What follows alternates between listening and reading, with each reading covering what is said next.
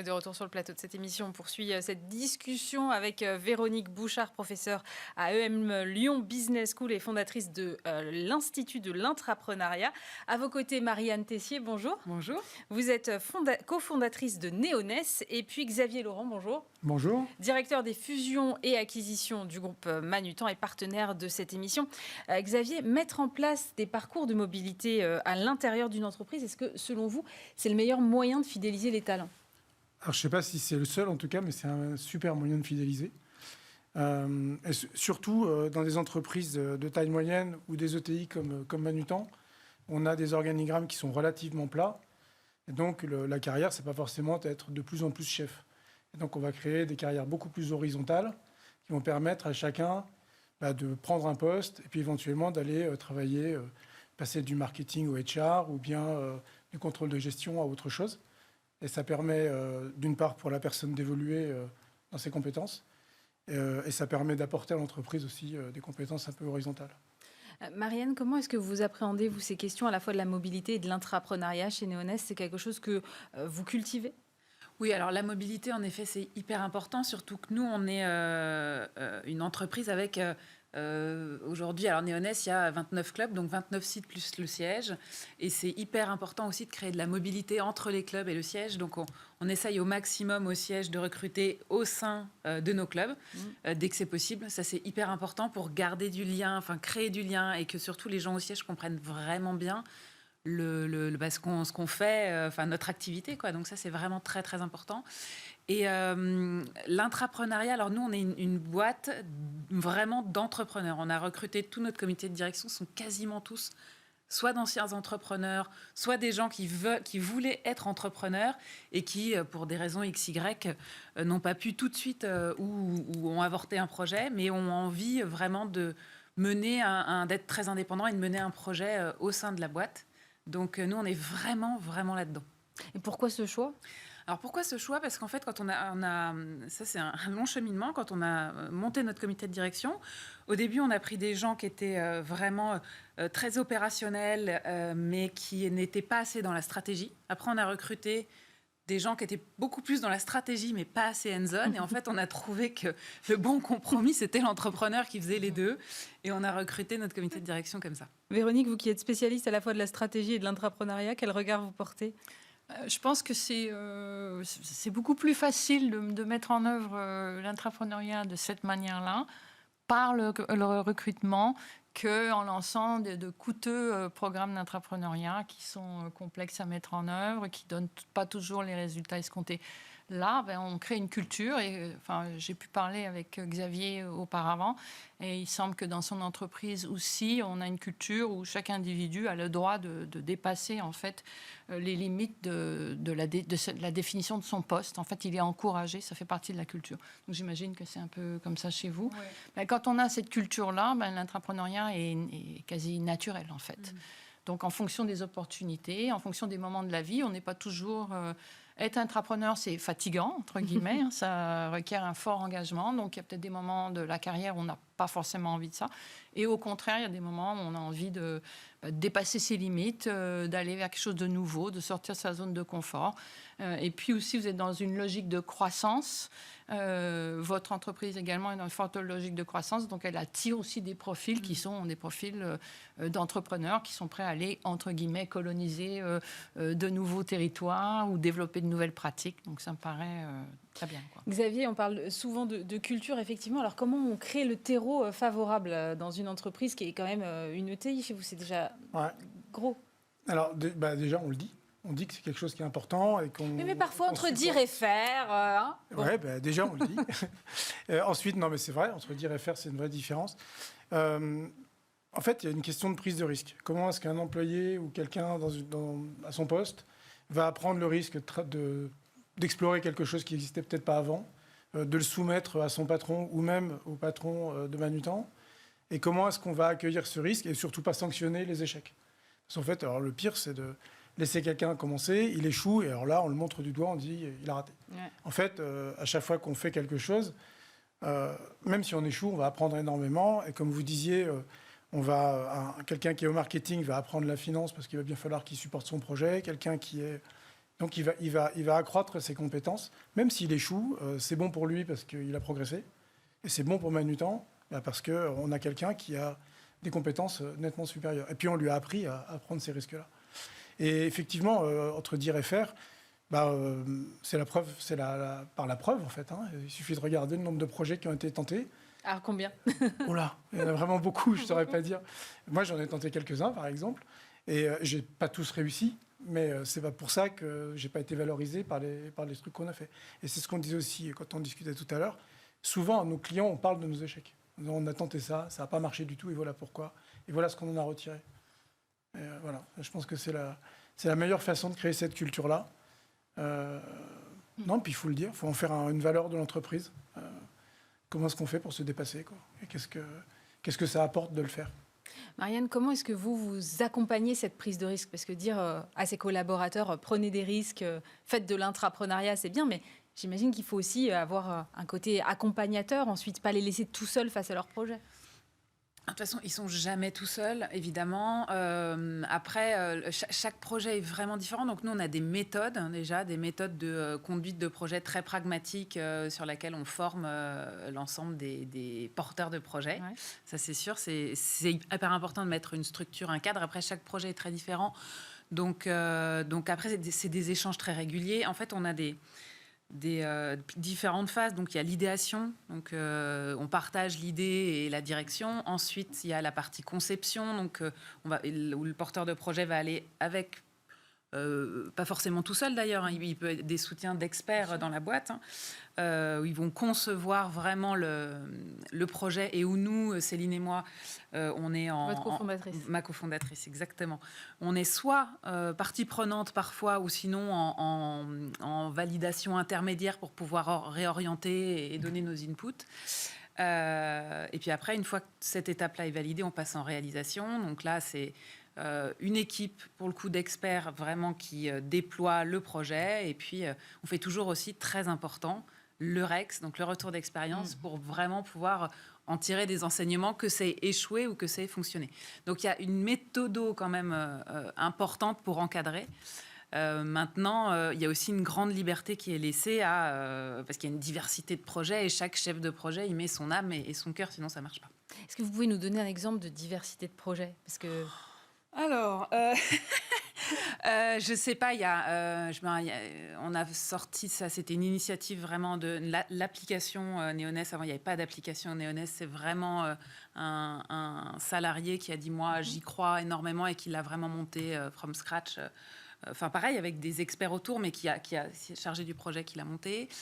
Il y a toute la partie data, mais vraiment tout le pôle data et toute la...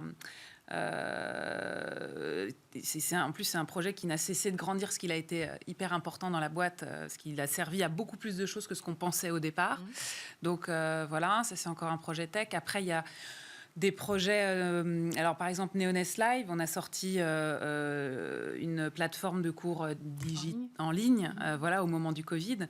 Donc ça, pareil, c'est pour le coup, c'est un projet à la fois immobilier, parce qu'il faut créer un studio comme ici, un projet tech, créer la plateforme, un projet... donc, c'est vraiment varié. Qu'est-ce que je pourrais vous proposer d'autre? En fait, on en a plein. Donc, après, c'est mettre en place... c'est souvent quand même des mises en place de nouveaux outils ou de nouvelles pratiques, ce genre de choses. Et sinon, après, il y a énormément... Alors si, évidemment, sur le produit sportif. Je ne sais pas, on a lancé, par exemple, à une époque, les cours pour les enfants. Donc ça, c'était porté par une personne en interne qui a dit j'ai envie de tenter de mettre en place les cours pour les enfants. Enfin, voilà, c'est très, très, très varié. Véronique, on voit que là, ça sert vraiment la stratégie de l'entreprise et son développement. Oui. Est-ce que ça sert les individus? Alors là, une question. Est-ce que vous valorisez correctement les efforts consentis? Souvent, les gens travaillent plus que la moyenne. Donc, ils prennent des risques, ils ont des petites frictions à gauche, à droite. Enfin, c'est un peu une odyssée quand même, l'entrepreneuriat. Ouais, complètement. Et comment vous arrivez à valoriser ça Alors déjà, la valorisation première, c'est le résultat et vraiment l'aboutissement de se dire mon projet, je l'ai porté, il est jusqu'au bout et ça marche et il y a soit la fierté. La fierté, ça c'est D'accord. hyper important. Ça coûte pas trop cher en plus. Après, on partage régulièrement justement que ce soit en communication interne, régulièrement, soit dans des réunions plénières, soit on a un petit, ce qu'on appelle chez nous le Verona Buzz, donc on va pouvoir partager. Mais est-ce que des gens ont fait des évolutions de carrière, pas spectaculaires, mais en tout cas significatives, suite à un projet de succès, entre guillemets? Alors, en fait, j'ai envie de dire pas tant que ça, parce que c'est pareil, on reste une petite boîte. Et en fait, voilà, les personnes qui ont porté des projets sont souvent déjà quasiment... Et chez vous, Xavier, par exemple, vous qui avez une boîte plus grosse? Nous, oui, il y a eu... Alors, la façon de valoriser ça, effectivement, souvent, c'est de créer de la mobilité. Je trouve qu'il y a un vrai projet, c'est la mobilité. Je vais apporter mes compétences dans un domaine que je ne connaissais pas avant. Donc nous, on a des succès. On a par exemple un ancien responsable web qui a pris des fonctions de direction et qui est maintenant le patron de 4 pays dans le Nord. Un contrôleur de gestion qui est devenu patron du transport, c'est important chez nous le transport. Oui. Un autre qui est devenu patron des Customer Success Managers, donc beaucoup plus du côté commercial, notre contrôleur de gestion. Il y a eu plein d'exemples comme ça chez nous. Il y a eu un DRH, un directeur financier qui est devenu DRH. Ah oui. Donc on a ce genre de choses. Et en fait, la question, c'est il y a un poste ouvert et n'importe qui dans l'entreprise peut y répondre. Alors, il faut quand même qu'il réponde à un certain nombre de compétences et puis de niveaux pour pouvoir prendre tel ou tel poste. Mais en fait, c'est très ouvert d'abord là-dessus et on va donner la chance à un peu tout le monde de faire ça. Donc ça, c'est une des très bonnes façons de valoriser l'entrepreneuriat. Après, une des questions dont vous parliez, c'est comment est-ce qu'on ouvre ça à tout le monde et que ce ne soit pas réservé à un happy few. Ouais. Que ce ne soit pas seuls les directeurs qui peuvent passer d'une direction X à une direction Y. Ça, c'est un vrai sujet. Et là, on a une université qui permet à chacun d'aller se former sur d'autres compétences pour pouvoir postuler à d'autres postes. Mais là, la question, c'est comment chacun d'entre nous, quel que soit son niveau, prend une partie de sa propre carrière sous sa responsabilité à lui. Et ne subit pas l'entretien annuel tous les ans et dans lequel il va dire je veux un peu plus d'argent. Il faut qu'il puisse... Par exemple, moi j'avais un de mes anciens CSM, quand j'étais patron des CSM, qui un jour m'a dit je ne sais pas ce que je veux faire, mais je veux le faire dans un autre pays. Et donc c'est resté chez nous. Ouais. Et maintenant il est patron du marketing au Portugal. En fait, il a créé l'opportunité. Il a juste dit moi j'aimerais aller dans un autre pays, j'ai envie d'expérimenter ça. Et le jour où il y a eu un poste au Portugal, on s'est dit tiens, mais pourquoi pas Laurens? Et on a proposé à Laurens d'aller au Portugal. Maintenant, il est installé. Voilà. Et il en bave parce qu'il faut qu'il apprenne le portugais et le marketing. Mais ça se passe très bien malgré tout, quoi. Oui, c'est pas marketing en portugais aussi. Et marketing en portugais. Et c'est pas un handicap de partir avec j'ai pas forcément complètement les compétences et je parle pas la langue. C'est une énorme charge de travail pour lui. Bon, évidemment, on l'a accompagné, on ne l'a pas laissé dans son jus en disant on veut les mêmes résultats que le précédent. Donc il est super accompagné. Mais effectivement, c'est un investissement personnel pour lui. Je pense qu'il a passé quelques soirées difficiles à chercher un appartement en même temps qu'il se formait et ainsi de suite. Mais le résultat, c'est qu'il apporte énormément de choses qu'il a acquis au siège et qui peut expliquer ce qui se passe au siège et aussi être l'ambassadeur de ce qui se passe au Portugal au siège, parce qu'il a un réseau très important au siège. Et puis il a appris énormément de choses sur la façon dont on gérait nos clients en France, qui a fait gagner un temps fou au Portugal. Et puis voilà, puis après, il a une équipe de marketing qui l'a formé aussi. Qui l'a formé au marketing. Véronique, vous parliez tout à l'heure de fort engagement personnel, et c'est vrai que c'est un fort engagement personnel pour ces intrapreneurs, mais c'est aussi un fort engagement de l'entreprise, parce qu'il faut passer du temps, éplucher et faire le tri dans tous les projets, accompagner ensuite les porteurs de projets. Oui, alors moi je pense qu'il faut peut-être partir du résultat escompté, il faut être réaliste, il faut se dire nous on est une entreprise de taille moyenne. chaque année, on peut accompagner, je ne sais pas moi, 2 petits projets et un gros projet et construire en fait le processus, construire les appuis, les ressources en fonction du résultat qu'on cherche. Donc, ça ne sert à rien de faire un immense appel à projet avec 500 participants si on sait qu'au final, on va aboutir au fond, on n'a la capacité que de suivre 3 projets. Donc, je pense qu'il faut vraiment partir de la fin de l'entonnoir et remonter tranquillement l'entonnoir et faire au plus simple en fonction des résultats qu'on veut obtenir. Si on est une entreprise de taille moyenne, on sait qu'on veut 3 projets, on peut se passer complètement de l'appel à projet, on peut aller trouver les projets au fil de l'eau, on peut communiquer autour du désir d'appuyer des projets et donc faire que les choses se fassent de manière organique. Moi, je pense que c'est bien aussi d'impliquer des responsables de BU, des responsables opérationnels qui ont quand même un petit peu de budget, qui ont des marges de manœuvre, soit un peu en termes de temps, soit en termes de pouvoir avoir de l'aide de leur équipe ou avoir un petit budget. Donc, je pense que ça facilite. Eux, ils ont leur autonomie, ils n'ont pas besoin d'aller taper à 17 portes pour trouver 5 000 € pour commencer le POC. Donc, il faut aussi on peut faire les choses très compliquées et très chères, puis on peut les faire aussi très fluides et très simples. Donc ça, c'est un choix de l'entreprise. C'est une réflexion de l'entreprise en amont, on va dire. Marianne, qu'est-ce que ça vous apporte, vous, cette culture et tous ces projets qui sont menés finalement en interne plutôt que d'aller chercher les compétences en externe ? Une dynamique, un état d'esprit, une dynamique vraiment hyper positive. Des fois, c'est hyper agréable de bosser avec des énergies vives qui ont tout le temps envie de monter des choses et qui sont hyper excitées en permanence. Moi, je dis souvent, c'est terrible parce que moi, je suis un peu comme ça aussi. Et aujourd'hui, mon job, c'est souvent de calmer et puis justement prioriser parce que ça c'est souvent dur parce que voilà, il y a trop d'initiatives, et puis ça fait mal au cœur de dire non et puis donc voilà, mais c'est quand même je pense que c'est contagieux également, non ? C'est très contagieux. Donc ceux qui ça sont emmène tout le monde, ça amène tout le monde. Donc c'est vrai que c'est une dynamique de travail qui est vraiment très très sympa. Mais il faut savoir aussi la contenir pour pas que ça parte dans tous les sens. Ça, ouais. Et en termes de marque employeur, ça vous sert ? Oui, ça sert énormément. Oui, complètement. En fait, la première chose, c'est les salariés qui parlent eux-mêmes de leur boîte. Donc ça, c'est essentiel. Et de pouvoir, en effet, se dire, j'ai cette autonomie, nous, on dit...